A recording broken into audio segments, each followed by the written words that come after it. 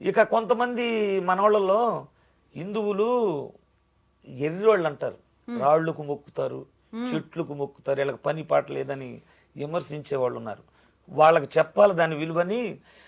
రాళ్లకు మొక్కేటి హిందువులమురా, ఆ రాళ్లతోనే కట్టినది నీ గృహమురా. ఉండనంటవా ఇల్లు కూల్చుకుంటవా, ఈడ ఉండనంటవా ఇల్లు కూల్చుకుంటవా. చెట్టులకు మొక్కేటి హిందువులమురా, ఆ చెట్లే నిలిపేది నీ ప్రాణమురా. గాలి పీల్చనంటవా ఊపిరాపుకుంటవా, గాలి పీల్చనంటవా ఊపిరాపుకుంటవా. మేమెవ్వరి జోలికి వెళ్ళనే వెళ్ళము, మా జోలికొచ్చారో అసలు వదిలిపెట్టము.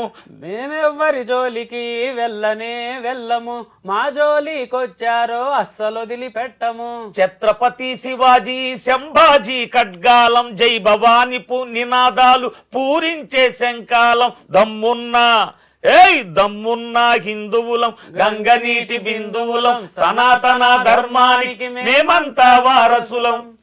ఈ రాసం వదిలేం కూడా పాట. ఇంత ఆలోచన ఎలా వచ్చింది మణికంఠ అసలు? ఏమో మేడం, ఫస్ట్ నుంచి నాకు ఆ థాట్ ఉండేది మేడం. ఎందుకంటే ఈ మాటలో ఎక్కువగా రాళ్ళకు మొక్కుతారు హిందువులు, చెట్లు మొక్కుతారు, దానికి ఏదో ఒక అర్థం చెప్పాలి. ఎందుకంటే హిందువులు వాళ్ళ నిత్య మనుగడలో మనిషికి ఉపయోగపడే ప్రతిదాన్ని దేవుడిగానే పూజిస్తారు మేడం, ఏదైనా. అలాగ ఒక అర్థం చెప్పాలనిపించి రెండో చరణంలో కూడా భూమికి మొక్కేటి హిందువులవురా, ఈ భూదేవే మోస్తున్నది నీ భారమురా, కాలు కదపనంటవా అడుగు వేయనంటవా, నీళ్లకు మొక్కేటి హిందువులవురా, ఆ నీళ్లు లేని నీ దేహం పీనుగేనురా, ముట్టనంటవా నీళ్లు త్రాగనంటవా. అలా వచ్చింది మేడం. తర్వాత గుర్తు పెట్టుకో బేట, జారవద్దు ఏ మాట, మొదలైతే మా వేట పూర్తయితది నీ వాట. గండ్రగొడ్డలి పట్టిన పరశురామ అంశాలం, అసుర తలలు తెంచేటి భద్రకాళి భక్తులం. దమ్మున్నా అరెరే దమ్మున్నా దమ్మున్నా హిందువులం, గంగనీటి బిందువులం, సనాతన ధర్మానికి మేమంతా వారసులం, సనాతన ధర్మానికి మేమంతా వారసులం. పాట కూడా మంచి చాలా బాగా రాశారు. మీ వాయిస్ కూడా బేస్ వాయిస్ తో ఒక ఊపు వచ్చేలాగా కాదు, అసలు గగురు పాట. అసలు అప్పుడు కదా మనం కదిలి ముందుకెళ్ళాలి అనేటువంటి ఒక ఫీల్ ఉంది. Thank you so much Manikanta, బాగా రాసినందుకు. నాన్నగారికి అయితే ఒక సింగర్ గా ఆఫర్ వచ్చింది, మరి మీకు లిరిసిస్ట్ గా వచ్చిందా లేదా? ఇంకా లేదు మేడం, ఇంకా రాలేదా? నేను కూడా ఆయన చేత, నాన్నగారి చేత పాటలు పాడించుకోవాలి, ఆయనకంటూ సొంత పాటలు ఉండాలి అన్న ఉద్దేశం నుంచి నేను రాయటం మొదలు పెట్టాను మేడం. నేను కూడా 2 years నుంచే రాయటం మొదలు పెట్టాను.